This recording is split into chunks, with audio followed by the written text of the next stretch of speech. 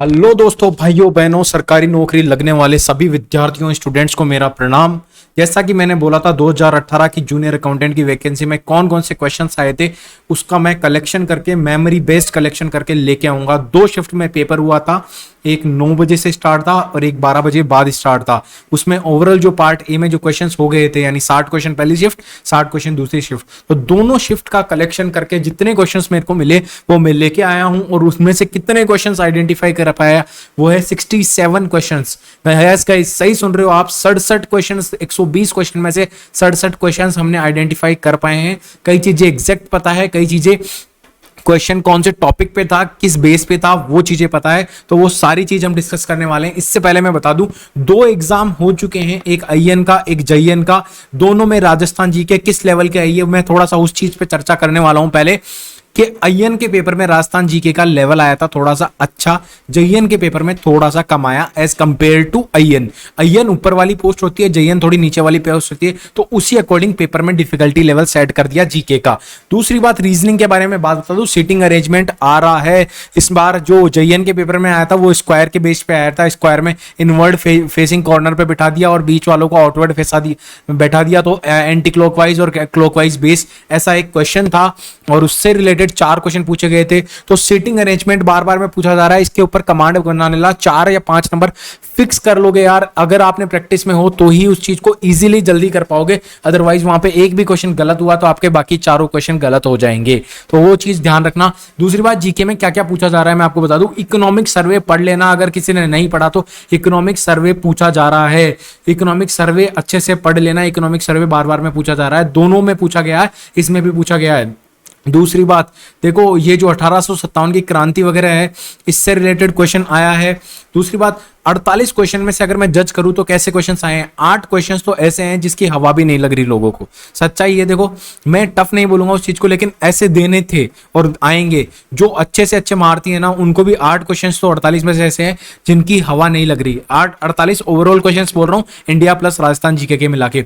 48 में से 8 क्वेश्चन वो हो गए। 10 क्वेश्चन वो है जो सब लोग अटेम्प्ट कर पाएंगे, मतलब जिसने थोड़ा सा भी देख रखा होगा ना, इसको जीके की कॉमन सी नॉलेज भी होगी। 10 क्वेश्चन वो लोग अटेम्प्ट कर पाएंगे। 15 क्वेश्चंस, नेक्स्ट 15 क्वेश्चंस वो लोग अटेम्प्ट कर पाएंगे जिसने थोड़ा बहुत पढ़ा है, यानी वो लोग 48 में से 20 से 25 क्वेश्चन अटेम्प्ट कर पाएंगे। और जो इंटेलिजेंट है, जिन्होंने कंप्लीट पढ़ रखा है, उनके लिए 30 से 35 क्वेश्चन अटेम्प्ट कर जाओगे 48 में से, कोई बड़ी बात नहीं है। अगर जो इंटेलिजेंट है, जिन्होंने सालों से तैयारी कर रखी है, इसमें जो इस फील्ड में थोड़ा सा हाथ पकड़ा हुआ है, बैठा हुआ है, वो कर जाएंगे। अदरवाइज कई क्वेश्चन तो बहुत ही ज्यादा हेक्टिक आ रहे हैं। मतलब टेम्परेचर पूछ लिया नागौर में, उस टाइम पे कौन सा टेम्परेचर रहता है, नागौर डिस्ट्रिक्ट में कितना टेम्परेचर, तो 12 डिग्री, 7 डिग्री, 11 डिग्री, तो बहुत क्लोज पूछा।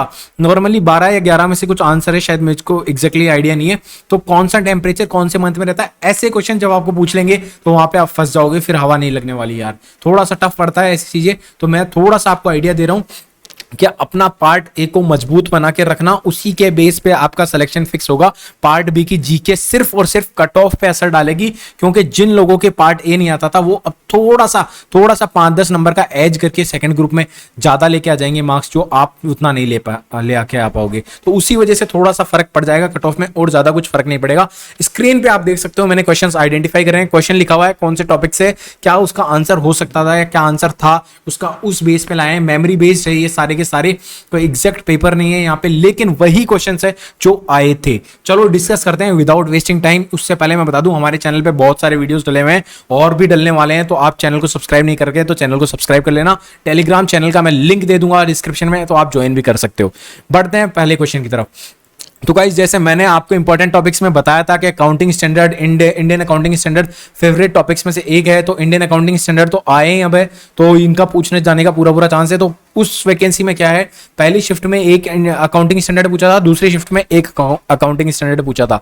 तो पहली शिफ्ट में या सेकंड शिफ्ट में, अब मेरे को एग्जैक्टली याद नहीं है, लेकिन एक पूछा था कि इंटरिम फाइनेंशियल रिपोर्टिंग किससे रिलेटेड है, तो वो AS25 से रिलेटेड होता है। ठीक है, कंसोलिडेटेड फाइनेंशियल स्टेटमेंट किससे रिलेटेड होता है, तो उसमें AS के नंबर दे रखे थे, और आप अगर आपने पढ़ रखा होगा तो आपको पता होगा कि वो अकाउंटिंग स्टैंडर्ड 21 से रिलेटेड होती है। ये AS है ना, इसका मतलब होता है अकाउंटिंग स्टैंडर्ड, और ये CFS लिखा हुआ है, इसका मतलब है consolidated financial statement.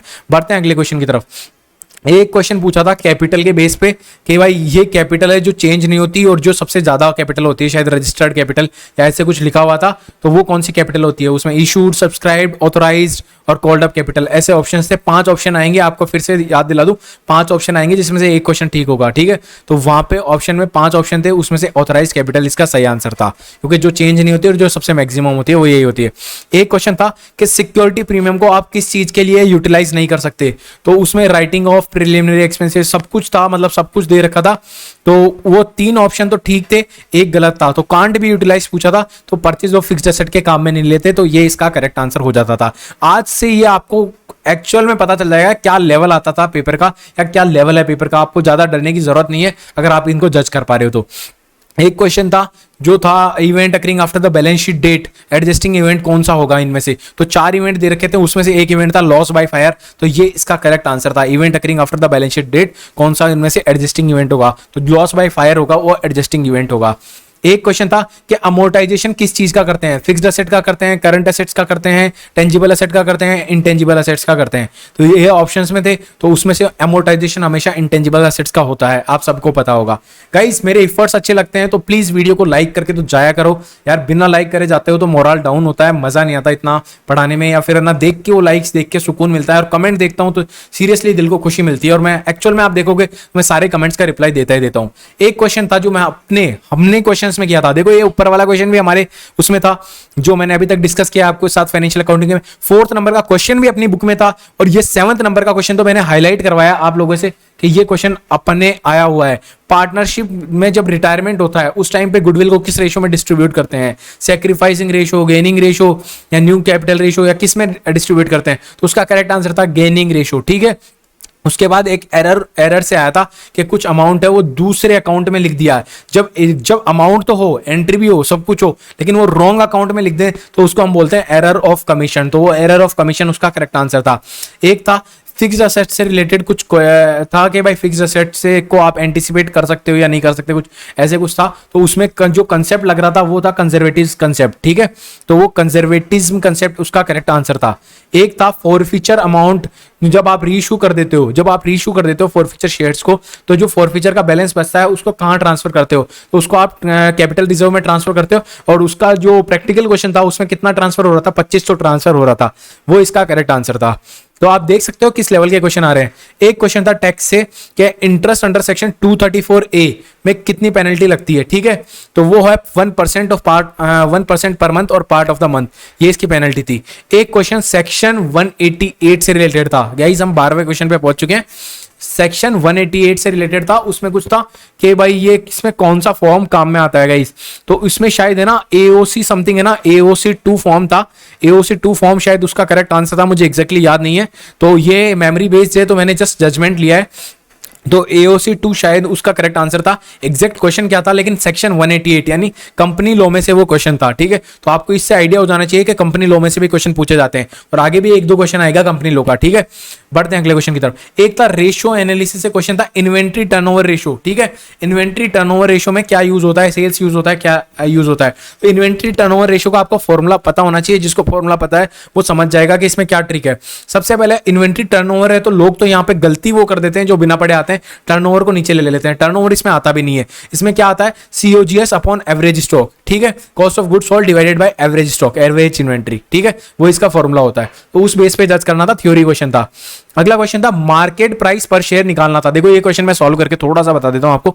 Market price पर शेयर निकालना था, EPS दे रखा था और पीवी रेशियो दे रखा था। तो इन दोनों को मल्टीप्लाई करते हैं तो आपका मार्केट प्राइस पर शेयर निकलता है। कैसे निकलता है? पीवी रेशियो का फॉर्मूला क्या होता है? प्राइस, सॉरी ये पीवी रेशियो नहीं है, ये पीई रेशियो था यार, पीई रेशियो था, सॉरी गलती लिख दिया मैंने, पीई रेशियो। तो पीई रेशियो का फॉर्मूला क्या होता है? Market price upon EPS equals to PE ratio, ठीक है। अब अपन को क्या निकालना है? मार्केट प्राइस निकालना है, ये निकालना है, और अपन को ये 2 चीजें दे रखी है, तो इसको इधर लेके जाके मल्टीप्लाई कर दोगे तो ये करेक्ट आंसर निकल जाएगा। तो market price equals to PE ratio into ये EPS कर दोगे तो आपका करेक्ट आंसर निकल के आ जाएगा। प्रैक्टिकल क्वेश्चन था जो दे रखे थे टर्म्स, उस बेस पे था, ठीक है। तो समझ पा रहे होगे कैसे किया होगा। सरचार्ज पूछा था डोमेस्टिक कंपनीज पे कितना लगता है जिनकी इनकम 10 करोड़ से ज्यादा है। तो 12% लगता है, आप सबको पता है। 7% 10 करोड़ से कम वालों पे और 12% उसके ऊपर। डोमेस्टिक कंपनी का ये है, और 2% 5% फॉरेन कंपनी का है, ठीक है। पता होगा। एक कॉस्ट ऑफ कैपिटल निकालनी थी, इसमें से हाईएस्ट कॉस्ट ऑफ कैपिटल किसकी आ रही थी, कि तो उसमें जो हाईएस्ट आ रही थी वो आ रही थी इक्विटी की आ रही थी, तो इक्विटी उसका करेक्ट आंसर था। एक कॉस्ट ऑफ कैपिटल के बेस पे क्वेश्चन था। ये फाइनेंशियल मैनेजमेंट का है, ये इनकम टैक्स का क्वेश्चन है, ये मार्केट प्राइस पर शेयर निकालना है, ये किसका क्वेश्चन माने हम, ये फाइनेंशियल मैनेजमेंट का ही क्वेश्चन है ये, ठीक है। वैसे तो मार्जिनल कॉस्टिंग का मान सकते हो इसको एक बार के लिए, तो ठीक है। तो और पी ये रेशियो एनालिसिस का भी मान सकते हो इसको। तो अब एक क्वेश्चन आया था 17वां क्वेश्चन पे अपन कि 5 लाख की असेट्स परचेस करी है, इफेक्ट पूछा था। 5 लाख की असेट परचेस करी है, उसमें उसने डाउन पेमेंट दे दिया 1 लाख का कैश, ठीक है। असेट परचेस करी तो हमारा 5 लाख से असेट बढ़ गया, लेकिन उसने 1 लाख का कैश पे किया है और 4 लाख का बिल्स पेएबल। तो जब 1 लाख का कैश पे करेगा तो हमारा करंट एसेट्स भी कम हो जाएगा उस टाइम पे ही। तो 5 लाख का असेट तो बड़ा फिक्स एसेट में और 1 लाख का हमारा करंट एसेट्स कम हो गया, ठीक है। तो नेट इफेक्ट जो असेट साइड में रहा वो हुआ 4 लाख से हमारे असेट बढ़े होंगे, ठीक है। और यहाँ पे 4 लाख का इसने बिल्स पेएबल दे दिया, तो 4 लाख से लाइबिलिटीज इंक्रीज हो गई, ठीक है। तो जो इफेक्ट था वो था कि increase in assets and liabilities by 4 lakh, ठीक है। Increase in assets 4 lakh, increase in liabilities 4 lakh, ये था आंसर। तो अगला क्वेश्चन है, एक डेब्ट से रिलेटेड क्वेश्चन था जिसमें इंटरेस्ट कवरेज रेशियो के बेस पे निकालना था, मतलब डेब्ट कुछ चेंज होती है तो किस बेस पे होती है, समथिंग ऐसे कुछ क्वेश्चन था। तो वो इंटरेस्ट कवरेज रेशियो के बेस पे था। इन क्वेश्चन से आप जज कर पा रहे होंगे कि कैसे कैसे कैसे क्वेश्चन आते हैं। कैश फ्लो स्टेटमेंट का क्वेश्चन था। कैश फ्लो स्टेटमेंट में ये क्वेश्चन था कि बैंक लोन जो पेड करता है वो कौन सी एक्टिविटीज कंसिडर करी जाती है उसको। मैंने बड़ा एफ लिख रखा है, इसका मतलब समझ जाना है कौन सी एक्टिविटी है। होपफुली आप मेरे को ये जवाब दे दोगे कमेंट में, कौन सी एक्टिविटी है बैंक लोन पेड, ठीक है। एक फंड फ्लो स्टेटमेंट से क्वेश्चन था। देखो cash flow statement, fund flow statement अलग अलग चीज होती है। कैश फ्लो स्टेटमेंट में हम कैश की बैलेंसिंग करते हैं, ठीक है, ओपनिंग और क्लोजिंग की। और यहाँ पे क्या होता है कि सोर्स ऑफ फंड और एप्लीकेशन ऑफ फंड होता है। सोर्स ऑफ फंड तो हमारे पास कितना सोर्स आ रहा है, मतलब जो हमारी रेवेन्यू है, जस्ट एज एन मैंने एग्जाम्पल के लिए लिया है कि रेवेन्यू किस किस चीजों से, वर्किंग कैपिटल से बेस होता है ये सारा का। और एप्लीकेशन ऑफ फंड हमारा कितना पैसा लगा है, ठीक है, जाने वाला एप्लीकेशन ऑफ फंड में आ जाता है, सोर्स ऑफ फंड में आने वाला आ जाता है, ठीक है। तो उससे रिलेटेड कुछ क्वेश्चन था, ठीक है। अगला क्वेश्चन था, बैलेंस शीट में शेयर्स को किस वैल्यू पे शो करते हैं। बैलेंस शीट में जब शेयर्स को शो करते हैं फेस वैल्यू पे शो करते हैं, जैसे उनको इशू प्रीमियम पे करा गया हो, अगर प्रीमियम पे किया गया हो तो वो शेयर होल्डर्स फंड में चले जाता है, रिजर्व एंड सरप्लस में चले जाता है, प्रीमियम सिक्योरिटी प्रीमियम, ठीक है। तो यहाँ पे जो शेयर बैलेंस शीट में शेयर्स को इशू करते हैं वो करते हैं फेस वैल्यू पे इशू करते हैं। अगला क्वेश्चन है, ऑपरेटिंग लीवरेज के बेस पे था। ऑपरेटिंग लीवरेज में मतलब चेंज किस बेस पे आता है, कुछ ऐसा ही क्वेश्चन था। तो उसका करेक्ट आंसर शायद है ना वेरिएबल कॉस्ट था, शायद उसमें कुछ ऐसे कॉस्ट दे रखा था। तो मुझे जहां तक याद है उसका करेक्ट आंसर वेरिएबल कॉस्ट था, ठीक है। ये सारे क्वेश्चंस किसी से पूछे गए, यूट्यूब पे देखे हुए, आपके लिए मेहनत करके रिसर्च करके लाए हुए क्वेश्चन है। तो इसको मतलब है बिल्कुल एक्यूरेट क्वेश्चन थे जो एग्जाम में आए थे। यही क्वेश्चन एग्जाम में आए थे, इनमें कोई भी तुक्काबाजी नहीं चल रही कि ये क्वेश्चन नहीं आए थे वो क्वेश्चन नहीं आए थे, बट इनके ऑप्शंस और हमें एग्जैक्ट क्वेश्चन कई के नहीं पता। तो उस बेस पे मैं जस्ट बता रहा हूं कि कौन से टॉपिक से क्या क्वेश्चन था। अगला क्वेश्चन आया था डेप्रिसिएशन से आया था। तो उसमें पहले तो एसएलएम मेथड लगा दिया था, फिर उन्होंने बोला था अब डब्ल्यूडीवी मेथड लगाओ। तो उसमें हमें ना रिट्रोस्पेक्टिवली प्रोस्पेक्टिवली हम डब्ल्यूडीवी मेथड लगाएंगे, फिर उसमें है ना हम इन दोनों का डिफरेंस निकालेंगे, जो डब्ल्यूडीवी से आया और एसएलएम से आया, फिर उस डिफरेंस के अमाउंट जो आंसर में दे रखा था वो हमें जज करना था, ठीक है। तो इतना सा सिंपल सा क्वेश्चन था ये डेप्रिसिएशन का। एक कैपिटल बजटिंग का क्वेश्चन था जिसमें है ना एनपीवी, ठीक है, नेट प्रेजेंट वैल्यू या प्रॉफिटेबिलिटी इंडेक्स, ये कुछ आंसर आ रहा था, इसी का बेस कुछ क्वेश्चन था, ठीक है। तो आप सोच सकते हो किस लेवल पे क्वेश्चन था, ज्यादा टफ नहीं होगा, इजी क्वेश्चन था। एक सम ऑफ मीन शायद सिग्मा या फिर ऐसे कुछ रिलेटेड क्वेश्चन था। तो वो जज नहीं कर पाए क्या क्वेश्चन था या क्या एग्जैक्टली क्या था। तो ये सम ऑफ मीन्स पे एक क्वेश्चन था, ठीक है, इकोनॉमिक्स का क्वेश्चन था। देखो 60 में से 55 क्वेश्चन तो आपको देखे देखे से लगेंगे या फिर जो लगेंगे आपके इन कोर्स से, लेकिन जो 5 क्वेश्चन होंगे ना जो इक्का दुक्का बीच में चलते रहेंगे और आप सोचोगे ये बाहर से आ गया। देखो अभी मैं बताऊंगा कौन सा क्वेश्चन बाहर से आया। फैक्ट्रीज एक्ट से रिलेटेड क्वेश्चन आया था, देखो लास्ट में मैं दिखाऊंगा आपको। फैक्ट्रीज एक्ट से रिलेटेड क्वेश्चन आया था, तो वो बाहर से था, एक तरीके से बाहर से था, एक स्पेसिफाइड कॉमर्स के सिलेबस का नहीं है, ठीक है। एक क्वेश्चन था कैश रिसीव्ड फ्रॉम डेटर्स, उसका क्या इफेक्ट आएगा असेट साइड में। तो असेट साइड में कोई इफेक्ट नहीं आएगा। डेटर्स थे हमारे करंट असेट्स, कैश था हमारा करंट असेट्स। डेटर्स हमारा मींस मिल चुका है हमें, मतलब कैश रिसीव्ड फ्रॉम डेटर्स, तो डेटर्स कम हो जाएंगे, ठीक है, और हमारा कैश बढ़ जाएगा, तो दोनों का नील इफेक्ट हो जाएगा। तो असेट साइड में नो इफेक्ट आ जाएगा। एक क्वेश्चन था कुछ सेल्स में से कुछ कॉस्ट माइनस करनी थी और फिर क्या निकालना था एग्जैक्टली पता नहीं है मुझे, कुछ ऐसा ही क्वेश्चन था, ठीक है। बढ़ते हैं अगले क्वेश्चन की तरफ। एक प्रैक्टिकल क्वेश्चन था जिसमें 2 साल का डेटा दिया हुआ था, उसमें कुछ पीवी रेशो निकालना था या पीवी रेशो से रिलेटेड कुछ डिसीजन लेना था। ध्यान से सुनना। तो पीवी रेशो का वहां पे फॉर्मूला क्या कर पा रहे थे हम जज, वहां पे जो फॉर्मूला था वो ये था, change in profit upon change in sales. अब जिन्होंने पढ़ा होगा ना उनको ही ये फॉर्मूला पता होगा। देखो जिन्होंने सही ढंग से पढ़े होंगे ना, रेशियो एनालिसिस, मार्जिनल कॉस्टिंग और ये है, उन सबको ये चीजें बहुत अच्छे से पता होगी कि change in profit upon change in sales होता है वो पीवी रेशो होता है। ठीक है, पीवी रेशो, ठीक है, प्रॉफिट वॉल्यूम रेशो। इसका अलग फॉर्मूला होता है कंट्रीब्यूशन अपॉन सेल्स इनटू 100। ठीक है, तो आप सबको पता होगा। तो ये एक फॉर्मूला था, उस बेस पे हमें जज करना था पीवी रेशो और उस बेस पे कुछ डिसीजन मेकिंग लेनी थी जो ऑप्शन में थी, तो वो इसका करेक्ट आंसर हो जाता। ठीक है, प्रैक्टिकल क्वेश्चन था ये। एक कॉस्ट शीट का था जिसमें प्राइम कॉस्ट निकालनी थी, उसमें एक टेबल बनी हुई थी, उसमें ना बीच में इनडायरेक्ट कॉस्ट भी डाल रखी थी। ठीक है, और उन सबको ऐड कर रखा था, तो उनको में से आपको आइडेंटिफाई करनी थी direct material, direct labour, direct expenses. ठीक है, एक प्राइम कॉस्ट का और क्वेश्चन आया था, आई डोंट नो कौन सी शिफ्ट में आया था, उसमें प्राइम कॉस्ट निकालती नहीं थी और उस पर 20% लगाना था कि प्राइम कॉस्ट का 20% समथिंग कुछ था। ठीक है, तो वो जज करना था उसमें। ये दो कॉस्ट शीट से क्वेश्चन आ गया। फिर से बोलता हूं, कॉस्टिंग में ना इंट्रोडक्शन टू कॉस्टिंग और कॉस्ट शीट ये ही सबसे इंपॉर्टेंट टॉपिक है। ये हो गया मार्जिनल कॉस्टिंग हो गया, ये इंपॉर्टेंट टॉपिक है। कंसोलिडेटेड वो सीएफएस और एफएफएस यानी cash flow statement, fund flow statement important topic है, रेशियो एनालिसिस इंपॉर्टेंट टॉपिक है, तो ये कवर कर लेना। एक क्वेश्चन था फाइनेंशियल मैनेजमेंट में से कि भाई इनिशियल कॉस्ट टू रिकवर, जो इनिशियल कॉस्ट लगाते हैं उसको रिकवर करने के लिए कितना टाइम लगता है, उसको हम क्या बोलेंगे, उसको पे बैक पीरियड बोलेंगे, डिस्काउंटेड पे बैक पीरियड बोलेंगे, क्या बोलेंगे? तो कंफ्यूज हो जाएगा इंसान। पे बैक पीरियड भी दे दिया, डिस्काउंटेड पे बैक पीरियड भी दे दिया, तो उसको हम डिस्काउंटेड पे बैक पीरियड बोलते हैं। ठीक है, इनिशियल कॉस्ट जो हम लगाते हैं उसको रिकवर करने में कितना टाइम लगता है उसको बोलते हैं डिस्काउंटेड पे बैक पीरियड। ठीक है, 30 क्वेश्चन अभी तक हो चुके हैं, आप जज कर पा रहे होंगे कैसे क्वेश्चन आते हैं मिले बाटे। एक क्वेश्चन था change in foreign exchange rate से रिलेटेड कोई क्वेश्चन था, क्वेश्चन एग्जैक्टली नहीं पता लेकिन ऐसे ही कुछ क्वेश्चन था, कौन सी रेट पे आता है, कौन सी रेट पे नहीं आता, शायद closing rate, opening rate, something ऐसे कुछ क्वेश्चन था। एग्जैक्टली होता तो शायद आंसर भी जज कर पाते। ठीक है, 32वां क्वेश्चन, शेयर्स को डिवाइड करते हैं, मतलब जैसे 100 रुपए के 10 शेयर्स है। ठीक है, और कितना अमाउंट हो गई, 1000 रुपए हो गया। देखो एक बार लिख के बता देता हूं आपको जिससे आपको जज हो जाए। 100 रुपए के 10 शेयर है, 10 शेयर है एट द रेट ऑफ 100 रुपए, तो इसके अमाउंट कितने हो गए, 1000। अब इसको अपन को बांटना है 100 शेयर्स में। अभी तक कितने शेयर से, 10 शेयर, तो अब कितने हो जाएंगे, 100 शेयर में बांटना है हमें, तो 100 शेयर 10 रुपए वाले हो जाएंगे। तो जब 10 शेयर थे उसको हम 100 शेयर में बांट दिए। ठीक है, तो उसको क्या बोलते हैं हम, सब डिवीजन बोलते हैं उसको। शेयर्स को डिवाइड करने को क्या बोलते हैं हम, सब डिवीजन बोलते हैं। ये ऑप्शन में था सब डिवीजन आंसर, तो इसको सब डिवीजन बोलेंगे। एक ईपीएस पे प्रैक्टिकल क्वेश्चन था, ईपीएस निकालना था, वो आप जज कर पाओगे आप, है ना, ईपीएस के फॉर्मूले से। ठीक है, net profit attributable upon outstanding number of shares. ठीक है, एक गुडविल वैल्यूएशन का क्वेश्चन था, जिसमें गुडविल निकालनी थी, जिसमें 3-4 साल की गुडविल दे रखी थी, उसका एवरेज निकालना था पहले, और परचेज ईयर्स दे रखे थे, 3 साल का परचेज पीरियड दे रखा था, उससे मल्टीप्लाई कर दोगे तो वो गुडविल वैल्यूएशन आ जाएगी। कोई सुपर प्रॉफिट वगैरह नहीं निकालना था, कोई कैपिटलाइजेशन मेथड नहीं था, डायरेक्टली एवरेज प्रॉफिट मेथड से निकालना था। ठीक है, अगला क्वेश्चन था which shares are issued at discount, कौन से ऐसे शेयर्स है जिसको आप डिस्काउंट पे इशू कर सकते हो।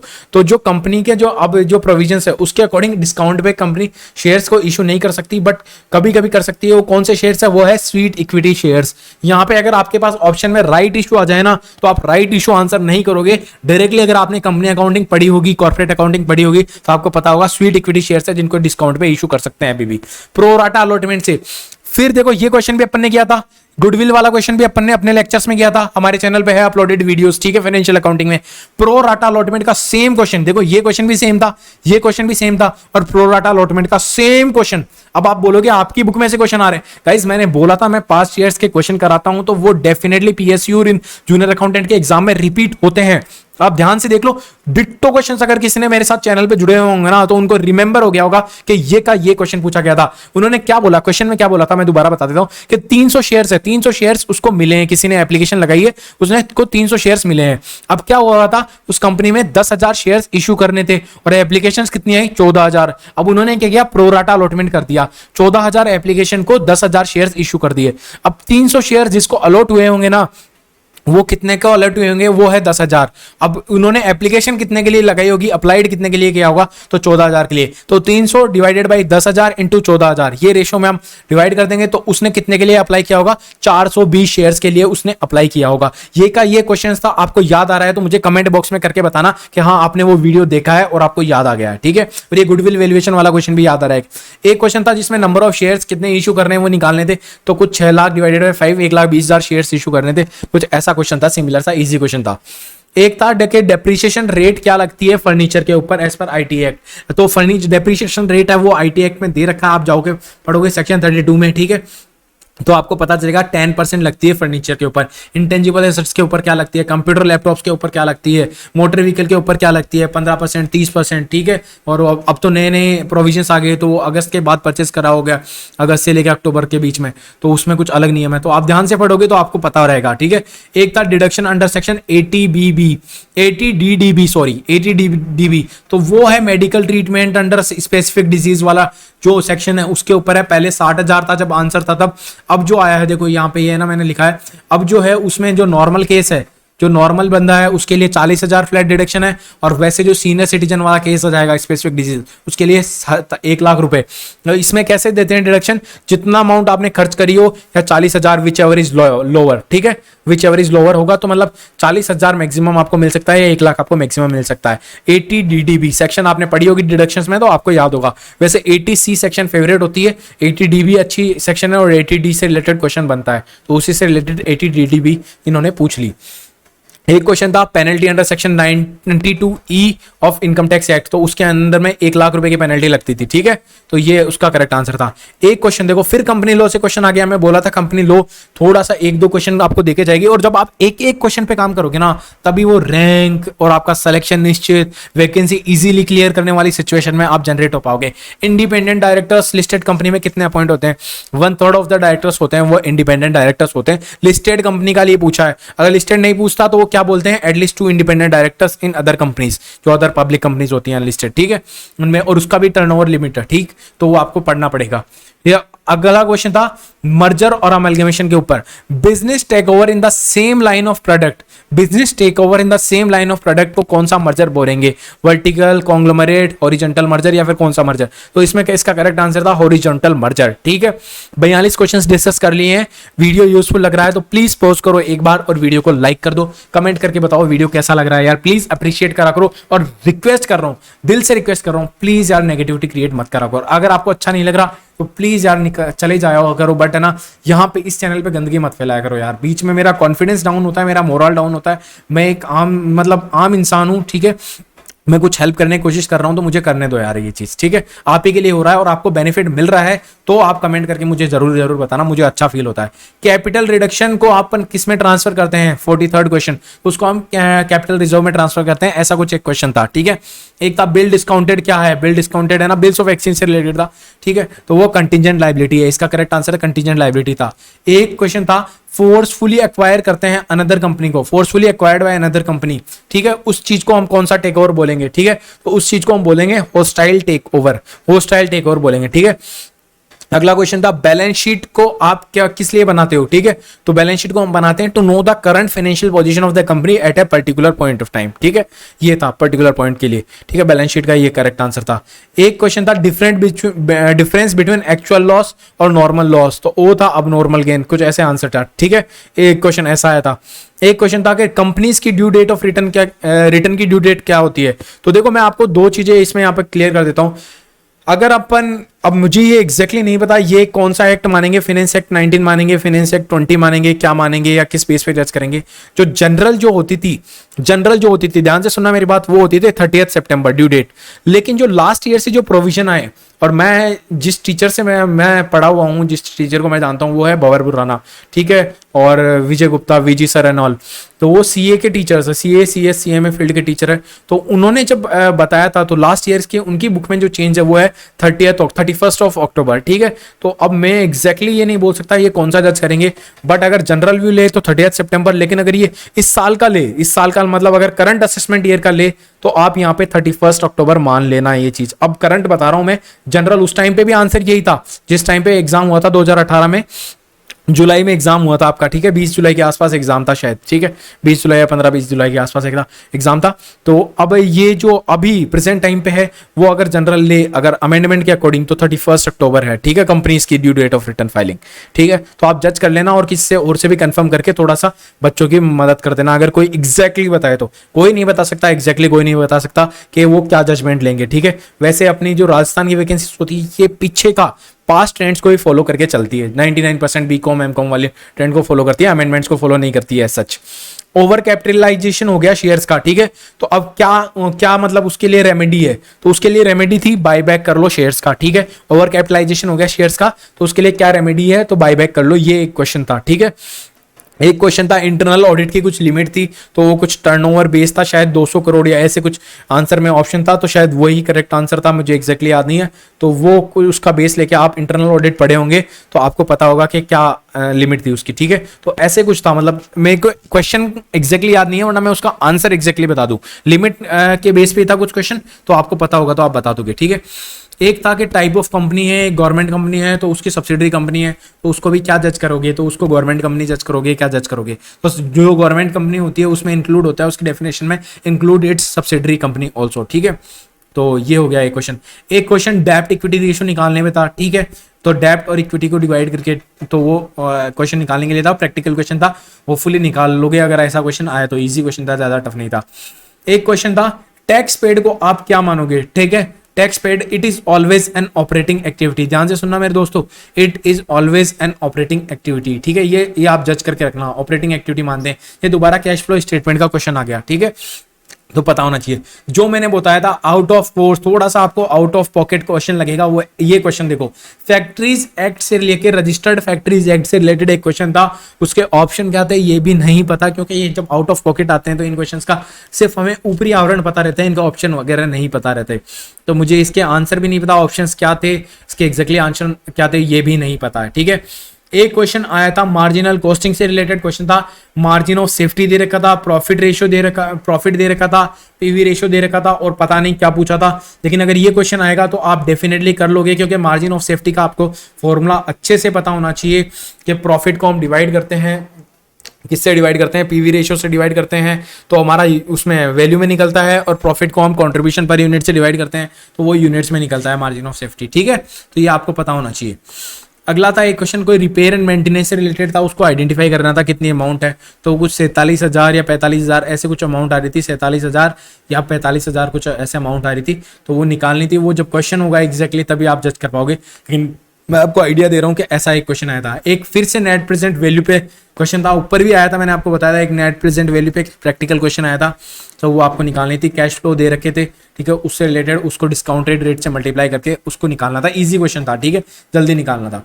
अकाउंटिंग फॉर टैक्सेस में से एक क्वेश्चन था, तो वो डिफर्ड टैक्स से रिलेटेड एक क्वेश्चन था। तो अब मेरे को एग्जैक्टली क्वेश्चन नहीं पता, तो आप सोच रहे हो कि एग्जैक्ट तो क्वेश्चन बता नहीं रहे, लेकिन यहाँ यही क्वेश्चन थे जो घूम फिर के आए थे, मैं आपको बता रहा हूँ। अब थोड़े बहुत एग्जैक्ट क्वेश्चन दोबारा आने लगेंगे। रिबेट पूछी थी अंडर सेक्शन 87A, तो उस टाइम पे रिबेट में जो आंसर था वो पता है क्या था, उस टाइम पे आंसर था 2500 और 100%, विच एवर, ठीक है।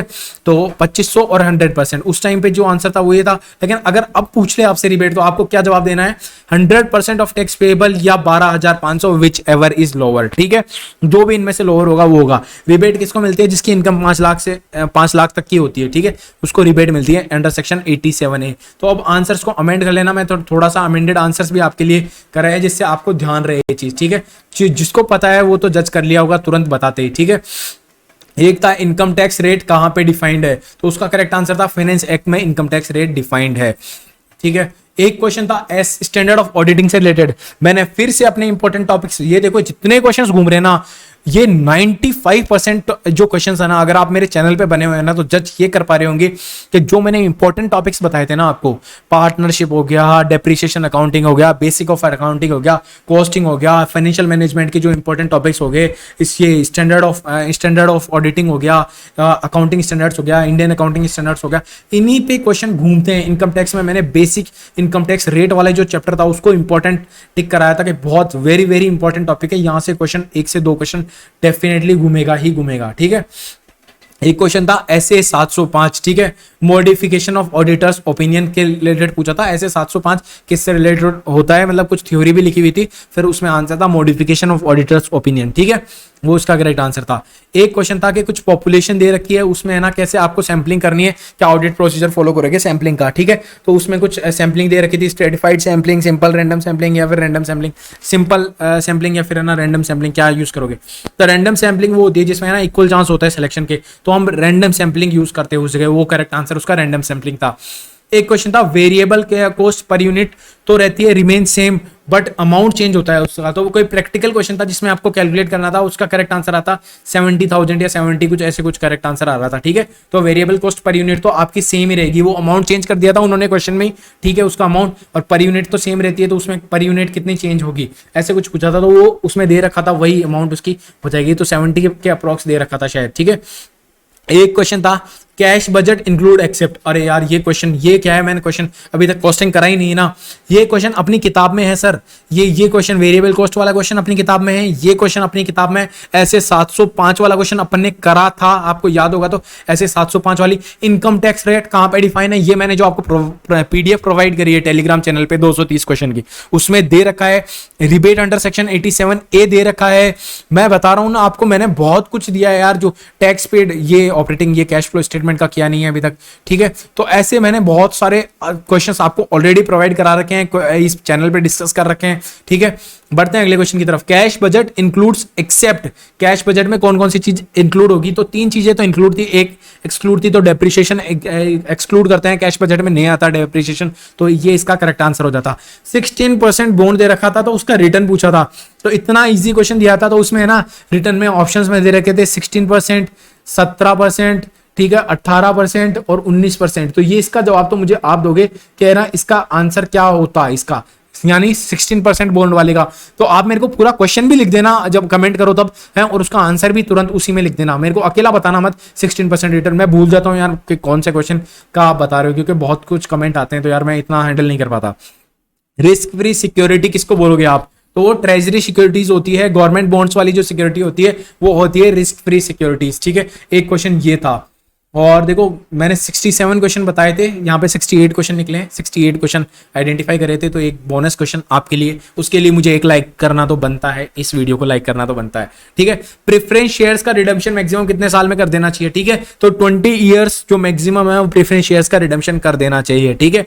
एक क्वेश्चन था आरओआई निकालनी थी, रिटर्न ऑन इन्वेस्टमेंट निकालना था, तो उसमें कोई प्रैक्टिकल क्वेश्चन था, तो वो निकाल के आपको कंप्लीट करना था। इतने क्वेश्चन हमने आइडेंटिफाई करे, और उसके बेस पे आपने ये तो जज कर लिया होगा कि पेपर कैसा आता है। आप दोबारा देख लो, इसके कोई पीडीएफ में प्रोवाइड नहीं करूंगा, ओपन बोर्ड में डायल किया है, मुझे ज्यादा आता नहीं है। देखो ये टेक्नोलॉजी वाले काम, जो नॉर्मल चीज होती है उसकी मैं पीडीएफ कन्वर्ट कर देता हूं और आपको टेलीग्राम चैनल पे पहुंचा देता हूं। इसके क्वेश्चंस आपने अगर स्टार्टिंग से देखे होंगे मेरे साथ, तो आप स्क्रीनशॉट खींच सकते हो, दोबारा वीडियो को देख सकते हो, दोबारा जज कर सकते हो कैसे कैसे क्वेश्चन आए थे।